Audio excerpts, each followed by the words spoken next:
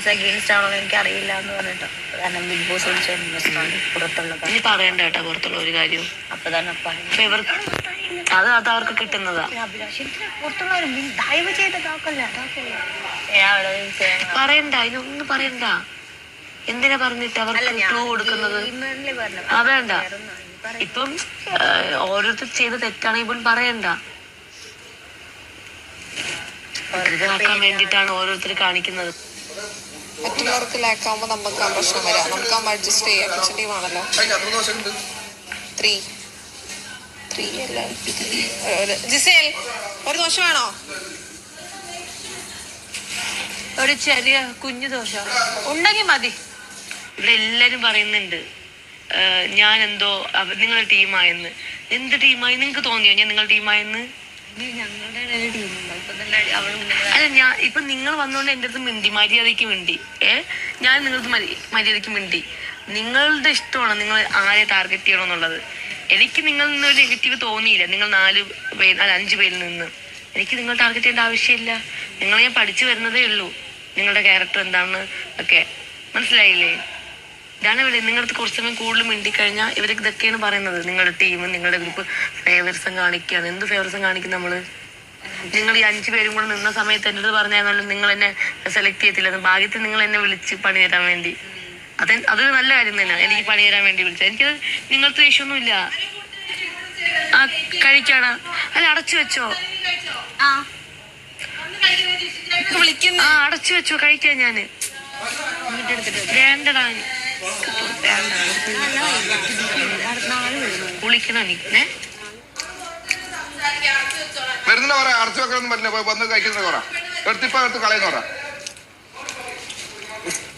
നിങ്ങളെ ചോറെടുക്ക്. എന്റെ പേരും വിളിച്ചു പറഞ്ഞിട്ടുണ്ട്. പിന്നെ ഓരോ കാര്യങ്ങളൊക്കെ.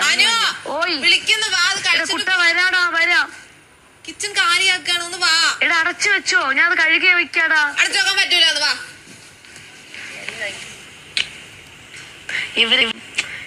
ഇവർക്ക് എന്താന്ന് എനിക്ക് മനസ്സിലാവില്ല. ഇവിടെ എന്താ നടക്കുന്നത്? ഞാൻ ആരത്ത് മിണ്ടണം ഞാനാ തീരുമാനിക്കേണ്ടത് അല്ലേ? കുറച്ച് ഓവർ ഫ്രീഡം കൊടുത്തതിൻ്റെയൊക്കെ പ്രശ്നങ്ങളാണ്.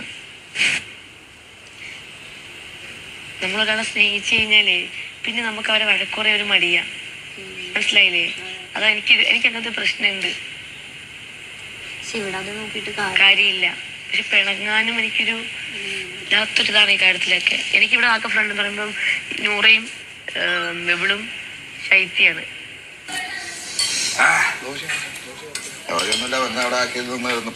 കഴിച്ചില്ല. ഇവിടെ ചോറ എടുത്ത് തന്നു നിങ്ങൾക്ക്.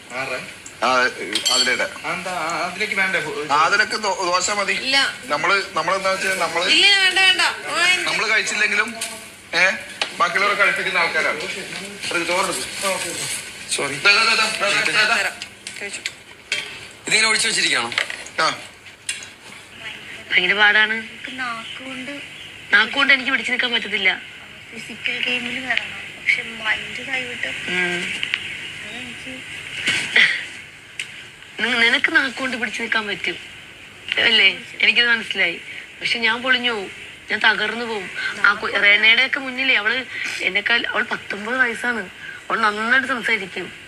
പക്ഷെ എനിക്ക് പറ്റത്തില്ല. അങ്ങനെ പേടിയാണ്. ഞാൻ വരണ്ടു പോവും. ലാസ്റ്റ് ഇഷ്യൂല് എൻ്റെ അടുത്ത് ഇങ്ങനെ വന്നു. എനിക്ക് പറ്റൂല കേട്ടോ അത്.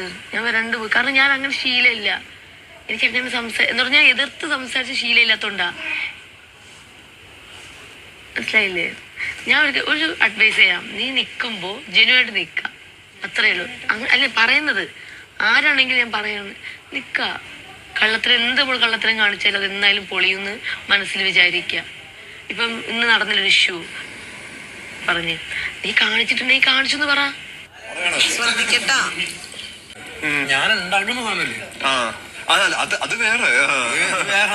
ഞാൻ ഉണ്ടാക്കാറില്ല. പിന്നെ മാത്രമാണ് മറ്റേ ഇതെനിക്ക് ട്രൈ ചെയ്യണമെന്നുണ്ട്. എന്താ അത് ഒരു ഐറ്റം ആണ് കേട്ടോ. അല്ലടാ, ഞാനൊരു ഫുൾ ബിസ്ക്കറ്റ് എടുത്തിട്ട് നമ്മുടെ ബിഗ് ബോസ് മീറ്റപ്പ് വെച്ചിട്ട് എല്ലാം എനിക്ക് കഴിക്കാം. നമുക്കൊരു പാർട്ടി അല്ലേ? അതെ. Nice. Looking forward to that. അല്ലേ?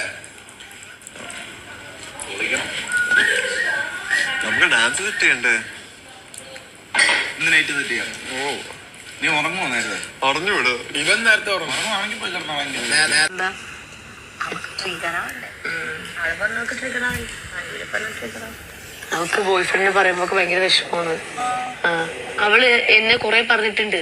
പക്ഷെ ഞാൻ അവളെ പറയുന്ന അറിയുമ്പോ കാണുമ്പോ ചെറിയ കൊച്ച്, എന്റെ അനിയത്തിയുടെ ചെറിയ എന്റെ കുഞ്ഞിയുടെ മോളെ പ്രായമാ. അപ്പൊ അവളെയൊക്കെ ഞാൻ എന്തോ പറയാനാ? ഞാൻ ഒരു മാക്സിമം പോടി പോച്ച് എനിക്ക് എന്നോട് സംസാരിക്കാൻ താല്പര്യമില്ല. ഈ ഒറ്റ കാര്യം പറഞ്ഞാണ് ഞാൻ വിടുന്നത്. എന്നാലും കയറി ചൊറിഞ്ഞുകൊണ്ടിരിക്കും. അതവളുടെ ഗെയിം ശരി തന്നെയാണ്. എനിക്ക് അവളെ പോലെ എങ്ങനെ പറഞ്ഞു വരാൻ എനിക്ക് പറ്റത്തില്ല. അപ്പൊ എന്താ ട്രിഗറിങ് പോയിന്റ് കയറി വരിക. അതാണ് 100 കാണിച്ചുകൊണ്ടിരിക്കുന്നത്. അതിൽ കരഞ്ഞു. ഇന്നലെ ഞാൻ പറഞ്ഞു ഭയങ്കര എഫക്റ്റഡ് ഒക്കെ വന്നു.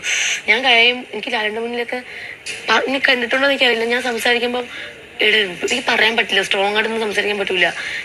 അതല്ല, നീ പണിപ്പുര കയറ്റിയില്ലല്ലോ, അതിന്റെ പേര് സെലക്ട് ചെയ്തല്ലോ, പോകാൻ പറ്റും.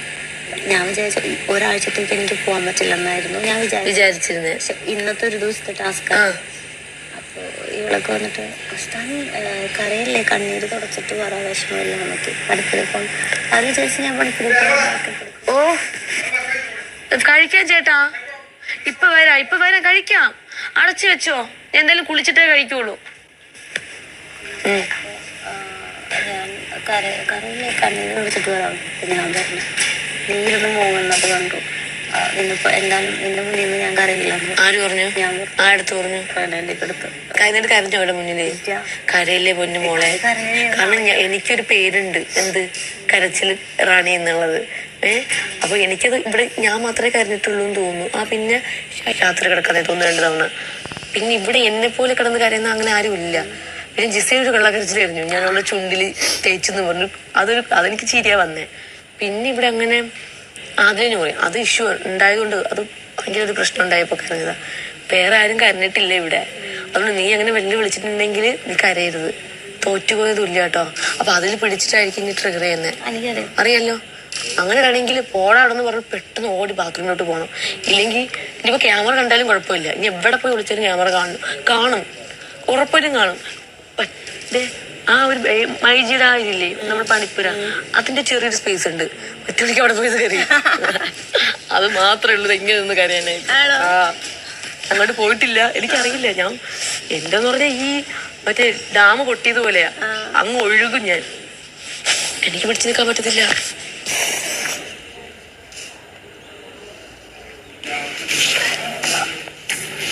കുറച്ചേരത്തെ എന്താ സമാധാനം ഓൺലൈൻ വഴി മേടിച്ചതാ. ഇവിടെ ഇടാൻ വേണ്ടി 2-3 മേടിച്ച്.